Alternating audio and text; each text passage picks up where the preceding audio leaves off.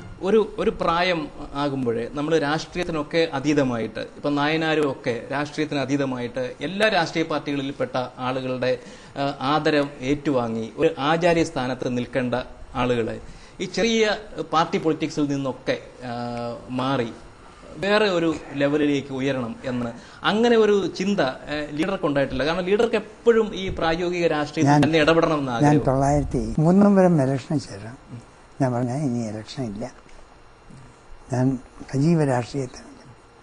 പക്ഷെ അന്ന് പറഞ്ഞ ഞാൻ ഇവരാരും സമ്മതിക്കില്ല. പക്ഷെ അനുഭവത്തിൽ ഞാൻ കാണിച്ചു കൊടുത്തു.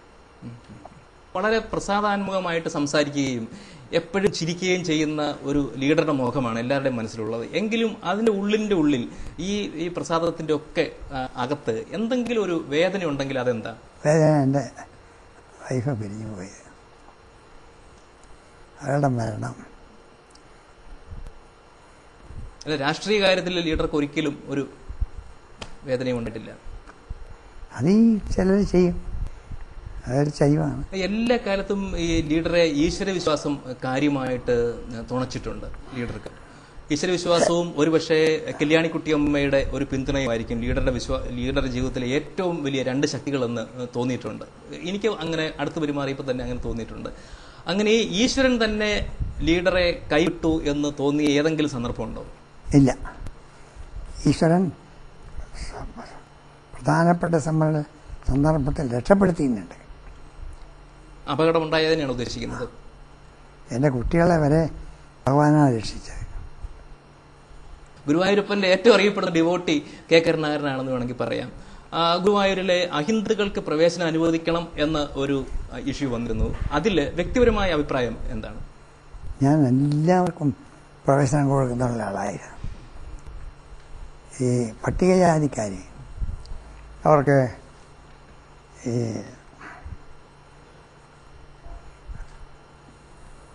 ഇവിടെ ഭക്ഷണം കിട്ടുന്നു, അതായത് എന്താ ഊട്ടുപുരയിൽ ഭക്ഷണം കിട്ടുന്നു പട്ടികജാതിക്കാർ.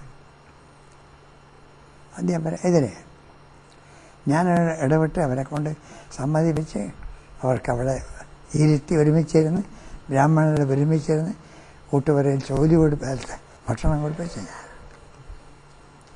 ഞാൻ അമ്പലത്തിൽ പോകാതിരിക്കാൻ കാരണം അറിയാം. ഗാന്ധിജിയുടെ ക്ഷേത്രപ്രവേശന വെള്ളം വരുത്താൻ വേണ്ടിയുള്ള ആവശ്യവും സമരവും അതിൽ എൻ്റെ കമ്മിറ്റ്മെൻറ്റ് വേണം. ഏതെങ്കിലും തരത്തിൽ ഒരു കമ്മ്യൂണൽ ഫീലിംഗ്, സാമുദായിക ചിന്ത ലീഡറുടെ മനസ്സിൽ ഉണ്ടായിട്ടുണ്ടോ കുറച്ചു നേരത്തേക്കെങ്കിലും? കാരണം എല്ലാ സമുദായങ്ങളുടെയും ഒരു നേതാവ് എന്ന നിലയിലാണ് ലീഡർ കോൺഗ്രസിൽ ഉയർന്നു വന്നത്. 96 തെരഞ്ഞെടുപ്പിലെ തൃശ്ശൂരിൽ തോറ്റപ്പോഴെങ്കിലും എന്നെ തോൽപ്പിച്ചത് ക്രിസ്ത്യാനികളാണ് എന്നൊരു ഫീലിംഗ് ലീഡർക്കുണ്ടായോ? എൻ്റെ എതിരാളികളെ അവരെ ഉപയോഗപ്പെടുത്തി എന്നുണ്ട്. എനിക്ക് വേണ്ടി പ്രാർത്ഥിച്ച ആളുകളാണ്. സാഹചര്യമാണ്. തെരഞ്ഞെടുപ്പുമായിട്ട് നമ്മൾ കമ്പയർ ചെയ്ത്, തെരഞ്ഞെടുപ്പ് എപ്പോഴും അതിൻ്റെ സാഹചര്യമുണ്ട്.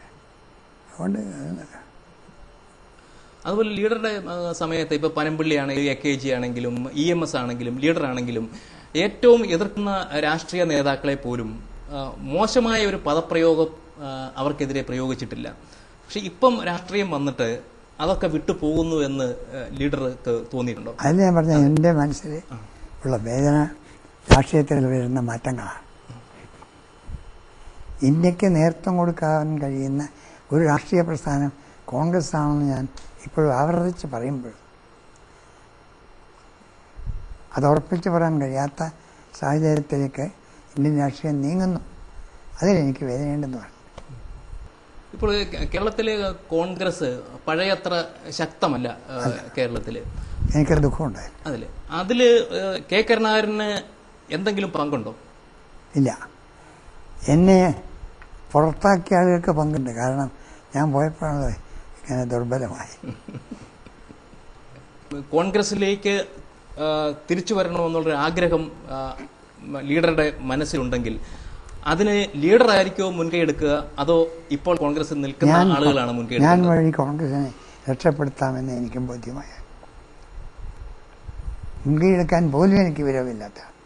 പക്ഷെ ഏതായാലും ആ പ്രസ്ഥാനം നശിക്കരുത് എന്ന് ഇപ്പോഴും നിർബന്ധമായി ആഗ്രഹിക്കുന്ന ഒരാളാണ്. അതിനുവേണ്ടി എന്തും ചെയ്യും. ഈ കഴിഞ്ഞ തവണ ഡൽഹിയിൽ പോയപ്പോൾ സോണിയാഗാന്ധിയെ കാണാൻ ശ്രമിച്ചിരുന്നു എന്ന് പറയുന്നത് ശരിയാണോ? ആ കുടുംബത്തെ ആരെ കാണാനോ? കുട്ടികളെ കാണാൻ എനിക്കുണ്ടായിരുന്നു, അതാരും ഉണ്ടായിരുന്നില്ല. എനിക്കെൻ്റെ പത്നിയെ പോലെ കുറച്ച് കൂടുതലാണ് പ്രിയങ്ക. അതെ, ഒരിക്കലും അത് അങ്ങനെ ലീഡർ എഴുതി ഞാൻ കണ്ടിട്ടുണ്ട്. അതായത് ഒരുപക്ഷെ പ്രിയങ്ക കോൺഗ്രസിന്റെ നേതൃത്വത്തിൽ വന്നാൽ ഇപ്പോഴുള്ള പ്രശ്നങ്ങളെല്ലാം തീരും എന്ന്. അങ്ങനെ ലീഡർ വിശ്വസിക്കുന്നുണ്ടോ? എഴുതണ്ട, ഒരു കണ്ടീഷൻ കൂടാതെ നാളെ പോകും. ഒരു കണ്ടീഷൻ കൂടാതെ ഞാൻ പോകും. അതായത് ഒരു തമാശയ്ക്ക് വേണ്ടിയെങ്കിലും മുരളിയെയും പത്മജയെയും ഒരു അച്ഛനെന്ന നിലയിൽ എങ്ങനെയാണ് താരതമ്യപ്പെടുത്തുക?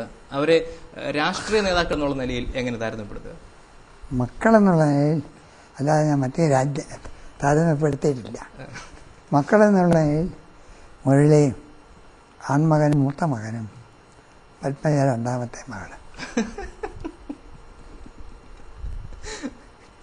ഈ ചോദ്യങ്ങൾക്ക് ഇങ്ങനെ മുനവെച്ച ഉത്തരം പറയാനുള്ള ആ ജീന് എവിടുന്നാ വരുന്നത്? അത് പിന്നെ അച്ഛന്റെയോ അമ്മയുടെയോ അങ്ങനെ ആരെങ്കിലും ഈ പരമ്പരയിലുണ്ടായിരുന്നു? എൻ്റെ ജനസമ്പർക്കം. ചരിത്രം ഈ കെ കരുണാകരനെ എങ്ങനെ രേഖപ്പെടുത്തണം എന്നാണ് ആഗ്രഹിക്കുന്നത്? ആത്മാർത്ഥയുള്ള ഒരു കോൺഗ്രസ് പ്രവർത്തകനായിരുന്നു. സ്വാതന്ത്ര്യ സമരം മുതൽ അടുത്ത കാലം വരെയും ആ പ്രസ്ഥാനത്തിൽ വിശ്വസിച്ചുകൊണ്ട് പ്രവർത്തിച്ച ഒരാളാണ്. പ്രവർത്തന രീതി അദ്ദേഹത്തിൻ്റെ കണ്ടു പഠിക്കേണ്ട. ഇപ്പോൾ ചരിത്രം കെ കരുണാകരനെ നീതിപൂർവകമായി തന്നെ വിലയിരുത്തട്ടെ എന്ന് ആശംസിക്കുന്നു. വളരെ നന്ദി. അത് ചെയ്യാത്ത